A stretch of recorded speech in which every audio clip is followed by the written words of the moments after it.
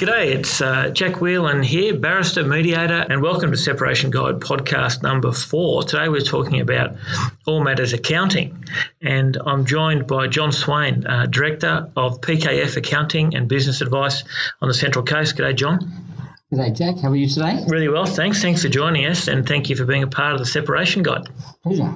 I've always had a view that, and it's a view born of experience, that I think the accountants are just as important as the lawyers when it comes to assisting people in separation and divorce, because it is all largely, children aside, obviously crucial to get the parenting plans right, but it's also crucial to understand the pool of assets and get all the financial matters sorted. So, John, my first question to you is, from an accountant's perspective, what is a separation or divorce which goes well? What does that look like? What are the elements of a separation or divorce going well, from your perspective, look like? Yeah, so from accountants, or from my perspective, what it would look like is when both parties, what I tell both parties is there's never going to be a winner, because the two parties are separating.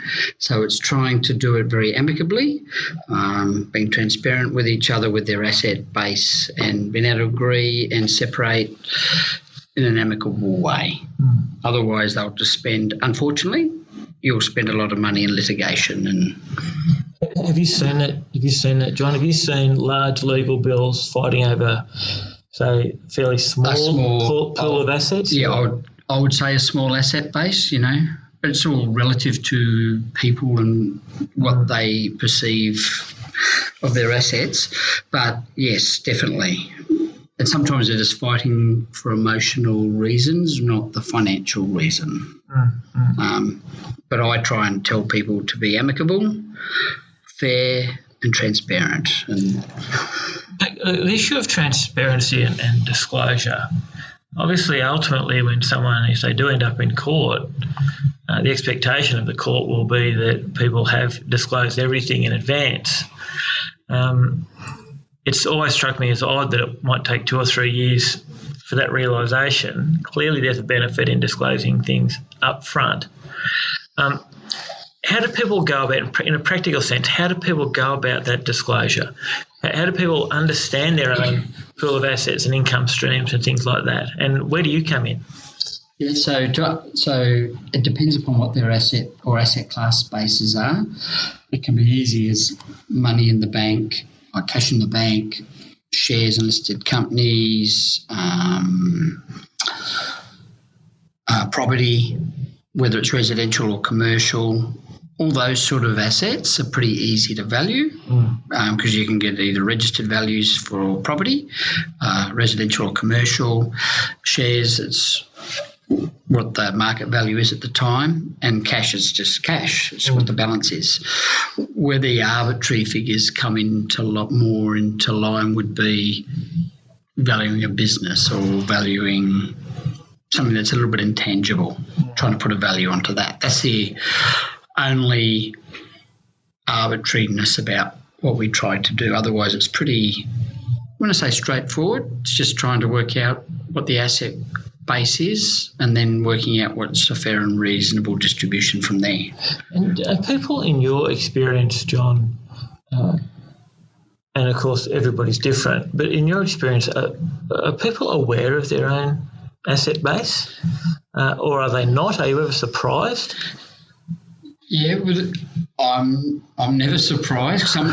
Some instances, both parties know exactly all the assets and a pretty good idea of values. And there's also a lot of instances where one party has looked after all the financial affairs, the whole relationship, and the other party has been very trusting and signed and done things and not really taken much interest. In those sort of circumstances, it's a little bit more difficult trying to get out of them what is their assets, because they don't really know.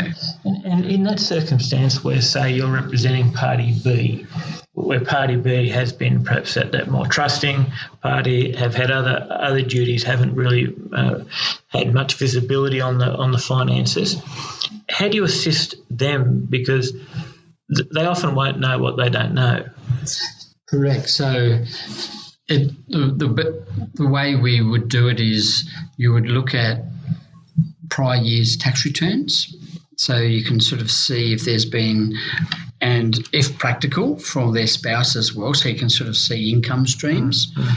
That gives you a pretty good idea about where the income's coming from. So if there's different classes of assets out there producing income, so that would be one point of call.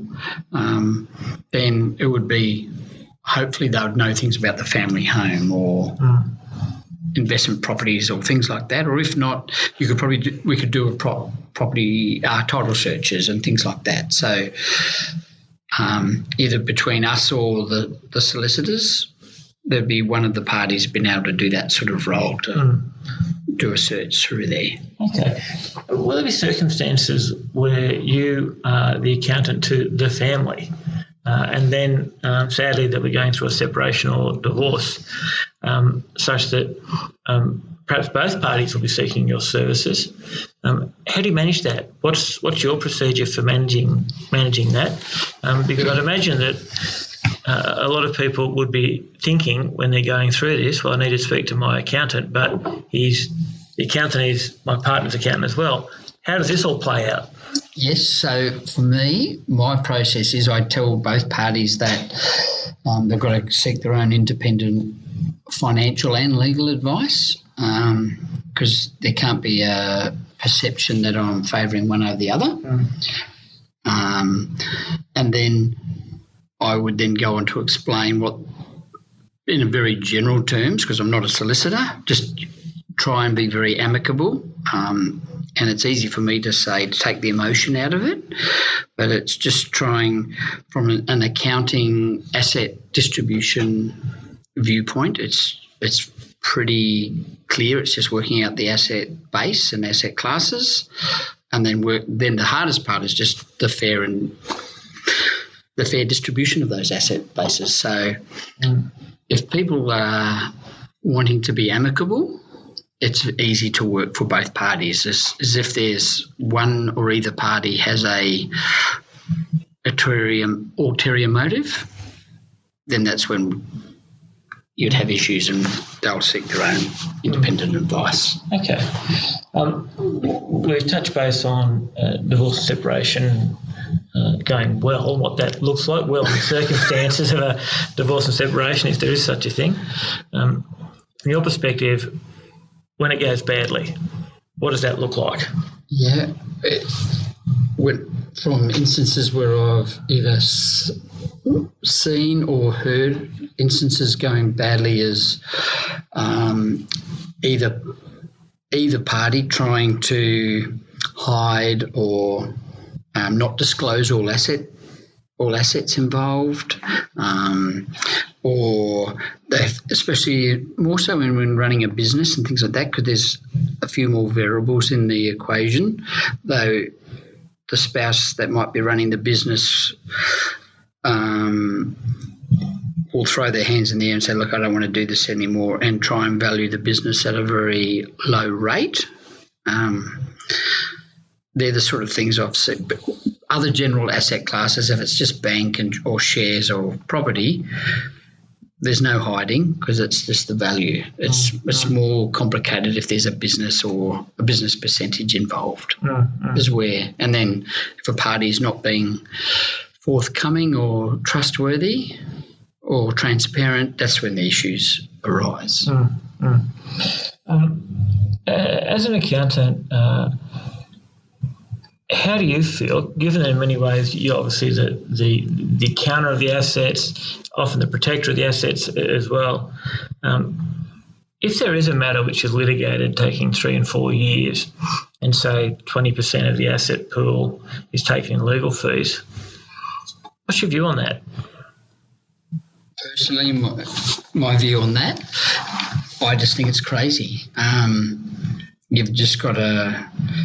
You've given 20% of your asset base away to not just yourself, but to the legal profession, when it could have been, there has to be a legal process for the agreements and everything like that. There has to be a small fee or a small agreement in place. But to litigate and to fight it's crazy. You've got to look at the bigger picture, look at what, if you're fighting over, say, percentages between 50 or 52 or 55%, what does that mean in dollar terms? Is it worth fighting for? Is it worth spending $5,000 on fighting and I was only going to get $6,000? It's just trying to be a little bit commercial about, with dollars and cents of what we're fighting or arguing over, for want of a better word. You would see people a lot who would be, because of the stage of the journey that they're at, a lot of people are hurt and grieving and so forth.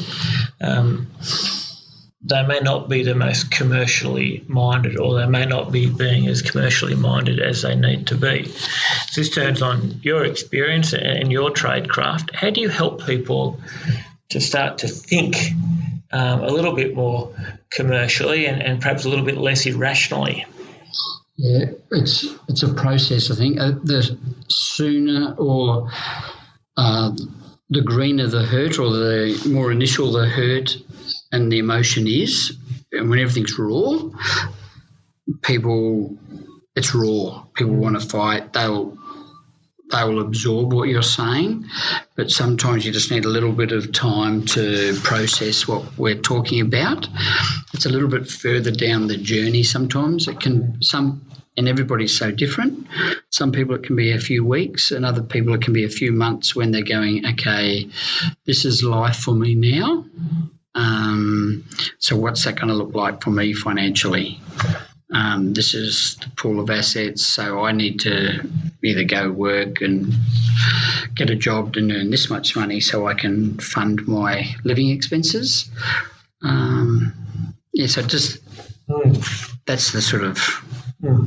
So one of the tools of your trade, is it to reality test different options to people moving forward? Will you actually assist people to say, look, if you are minded to go down this path, is what your financial future may look like? Door A is this sort of a future, door B is this sort of a future. Is that something which you do? Yes, well, you always give the customer or the client options. So you'd be sort of saying, look, scenario one is you go to court and you fight. It's a lottery. No guarantees if you're winning. You're going to you're going to spend a lot of emotional energy, thinking about it, planning it, and you're going to throw away a percentage of your asset base to the legal system. So that's sort of option A. Option B is have a little bit of a discussion around what's fair and equitable, without being silly about it. It's just sometimes it can be a robust discussion, but it's sort of having a boundary that's passing the fair test for you. And so that would be like a B or a middle ground. And then there would be like, hey, some people just go, I can't deal with this. But then for some people like that, you have to make sure that it's fair for them. They're not just being bullied or pushed into a corner and sign here, and you've still got to make sure it's fair. Do you have circumstances whereby you may be assisting both parties because plainly you're not conflicted, but even so the parties can still find it hard to interact because they are quite raw? In mediation, we'll call that shuttle mediating, where you're actually going between the parties. Do you ever have to shuttle accountant? Do you ever have to provide services to people kind of remote from each other, albeit there's still consistency in the instructions, precisely because of that emotion? No, definitely, Jack. So not all the time people can meet together in the same room, and especially if they're going through some mediation or something. So I have in the past, like you can meet with together, and then asking them in the beginning just to be respectful. There's normally a little bit of emotion in the room, so it's trying just to lead the discussion in a respectful way, just finding out what all the assets are, what the issues are on a financial basis, and then it can be go away and come back another time and then either talking on the phone or meeting separately to go, okay, now so what are the issues that you couldn't say in the room that you need to explore or express financially?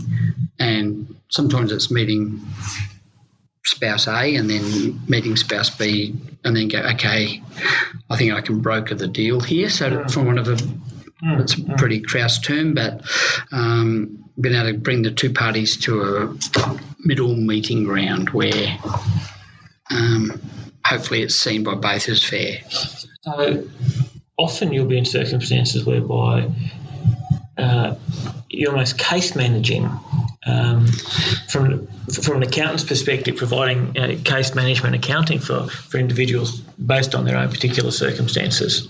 Yes, so it's a bit like that. It's sort of, and we're all different. Like some people just want different outcomes. Some depends what's important to everybody. So some people might want the pets or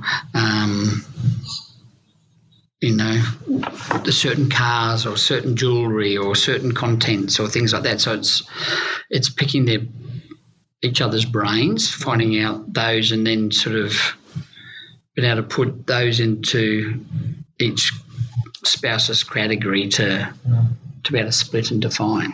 And John, what about issues of confidentiality? So, for example, let's just say that there's a young couple, they don't have an accountant, but one person's decided that they want to separate, and so they're doing some due diligence on that.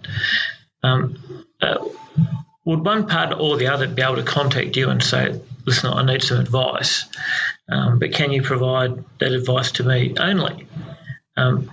Is that something which happens? I'm talking here about the practicality of maintaining confidences, people having a sense of what they actually may need to do if they are going to separate or divorce, how they go about doing that. Because for a lot of people, they will, of course, be doing some research before they even have a conversation with their partner. Yes, no, definitely, Jack. So I would, like in the beginning, if I've met both parties together, I would definitely sort of be telling them what I tell to one, I'm saying to the other, especially in the family setting and the family pool of assets. But if a particular spouse came with needing particular instruction or advice, it's obviously very confidential. It's sort of the other party would not know. And if it came up if they asked, it'd be, sorry, it's between me and the other spouse or between me and the client. You definitely can't, we're not just bound by our confidentiality. We wouldn't be in business if we couldn't pass all the, if we weren't confidential with what we do. Yeah. Now, this is on the Central Coast. This is quite a big firm with a lot of clients, but it seems that quite a proportion of the work that you do is assisting people who are going through this process.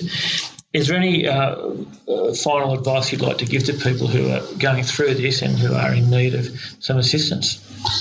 Yeah, thanks, Jack. So I think the biggest thing to do is, unfortunately, in our society, divorce or separation is higher than it's, when I say ever been, I don't know the exact stats, but unfortunately it's about 1 in 3 and about 200,000 Australians a year separating or divorcing. Yeah, so it's out there, that's for sure. Yeah, no, that's right. It is a shame, but unfortunately it's people's realities. So it's just trying to help those people being able to navigate their financial situation in a way that isn't trying to not take the emotion out of it, because there'll always be the emotional side to it. It's just trying to, when I say separate well, trying just to go through the issues of the assets and then to be able to split them so it's fair for both parties. And there's just so many factors that you have to take into consideration, whether it's children, the age of the children, pets, and all the different sort of asset bases, and the age of the people. There's just, as you would know, Jack, there would so many things to take into consideration as we're navigating through that. It is a navigation. It is a navigation, navigating through the maze. John Swaine, thanks again for your insight today. It's just invaluable for people who are going through this or researching it, or at any stage of the separation or divorce process. Thank you.